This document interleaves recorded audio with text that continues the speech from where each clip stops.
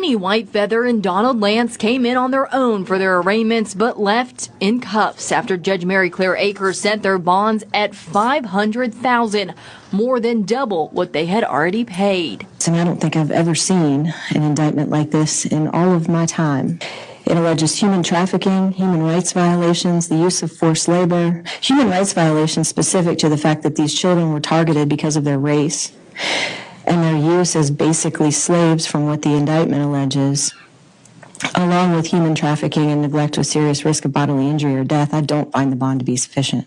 Whitefeather and Lance were first arrested last October when a welfare check turned into the discovery of two teens apparently locked in a shed where investigators said they lived in deplorable conditions behind the Sissonville home. One other kid was found inside the house and two others were not home, all adopted by the couple. The indictment brought more than a dozen new charges against them alleging human trafficking and forced labor, also civil rights violations, as investigators believe they targeted these children specifically from a shelter because they were black, forcing them to work as slaves.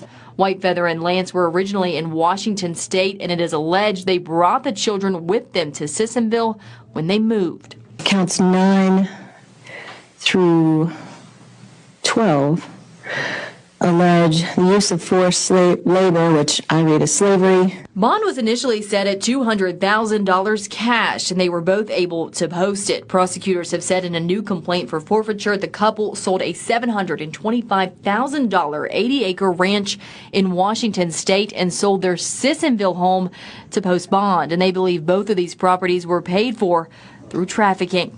That will be decided in a separate court matter, but because of this, prosecutors say they found discrepancies in the financial affidavit Lance filled out for a court-appointed attorney, leading to a new charge on his indictment. Some of the information on his face is inaccurate. Lance had to fill out a new affidavit today as the two were taken back into custody.